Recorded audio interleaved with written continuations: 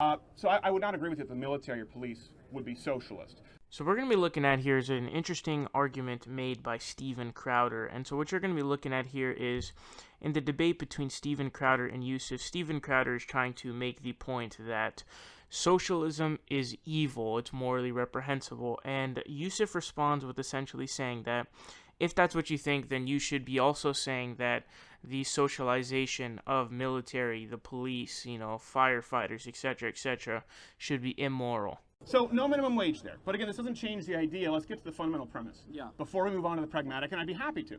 But I believe that socialism, the ism that we both agreed upon, Yeah. the collective means, seizing of distribution, production, is immoral.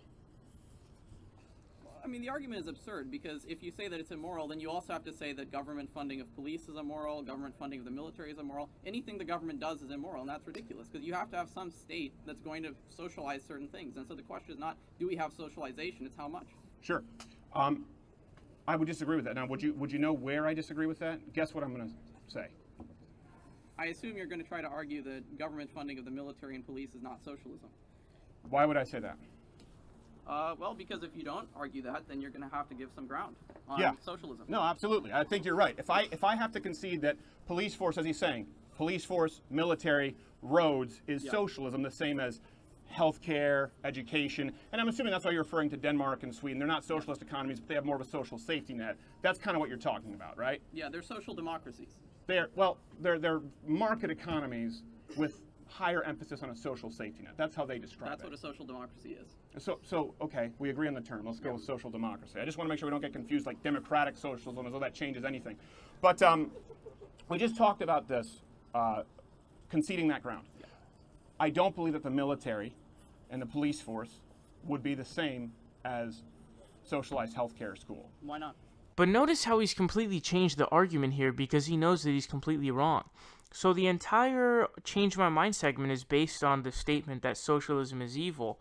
And what Yusuf provides is a point stating that, hey, if you're going to say that socialism is evil, then you also have to say that socializing the military, police, roads, etc., is also evil. But he can't do that because anybody who's a sane person knows that we need to publicly fund police, roads, etc.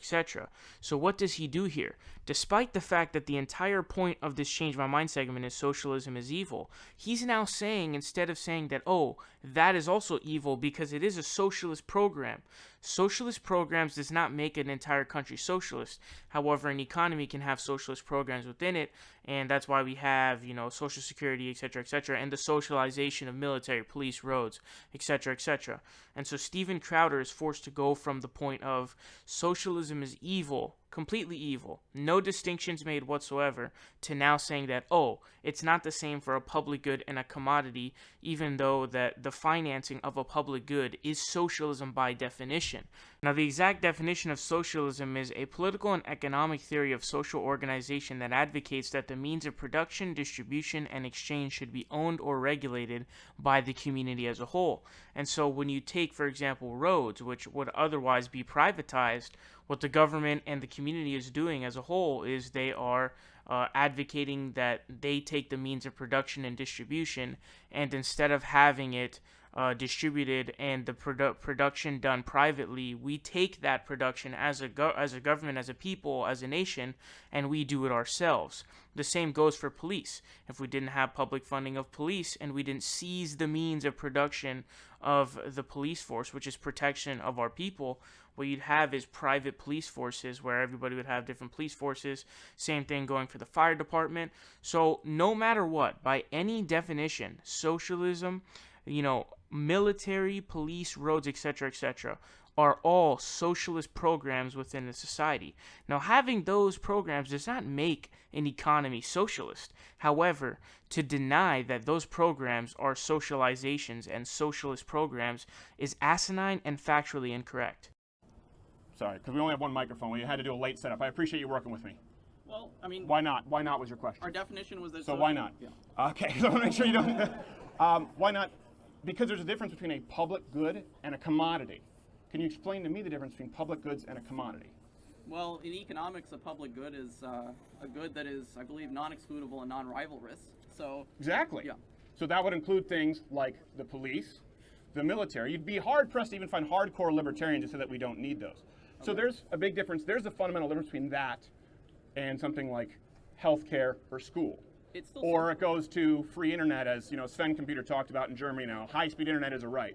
The second you declare any commodity to be a right, or to be a fundamental role of government, that means the government can now remove that right depending on who's in power, and that's the problem. That's why I think it's fundamentally immoral for someone to take something they haven't earned, regardless of who's in power. I think it's immoral for Donald Trump's administration to take it from you, just as you probably think it's immoral for Barack Obama's administration to take it from me. So the difference there would be, first, public goods versus commodity. And I think that's an important distinction for everyone here to make, because it's a common argument we hear from the left. If you support any role of government at all, that means that this is socialism. But it's not according to the definition that we agreed upon. Something else, I think it also matters the constitutional parameters of government, right? What the Constitution defines what our government is and what fundamental human rights are. Well, I want to get back to your earlier point where you said that because the military is a public good, that therefore it's not socialism. In your definition, you never made any distinction between different types of goods. You just said a socialist economy is one that takes wealth from some people and gives it to others, and that's what financing a public good is. Well, no, it's not. You talked about redistributing, the common means of production or distribution. So if we want to frame that in, I certainly wouldn't say that that's the police. Oh, someone's yelling. Hopefully we're good. So I would not agree with you that the military or police would be socialist. But to move on here again. Ooh, that was so painful to watch.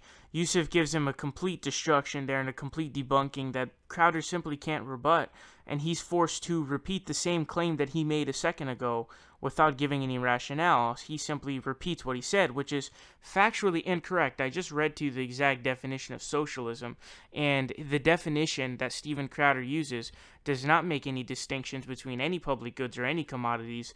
Therefore, by definition, the military, the police, roads are all socialist programs within our society. And this argument that somehow it's not socialism is utterly ridiculous. And so as you saw throughout this progression, the entire purpose of this Change My Mind is socialism is evil, change my mind. Yusuf says, okay, if you're claiming socialism is evil, you also have to state that the socialization of military, police, etc., are evil.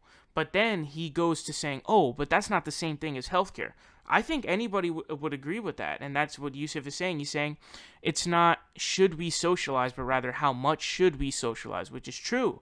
And I think there are fundamental differences. However, that is a different point from arguing what you just saw him argue, which is the police is not socialism. That is utterly false and factually incorrect. This is not something that's debatable. This is not an analysis. This is simply fact.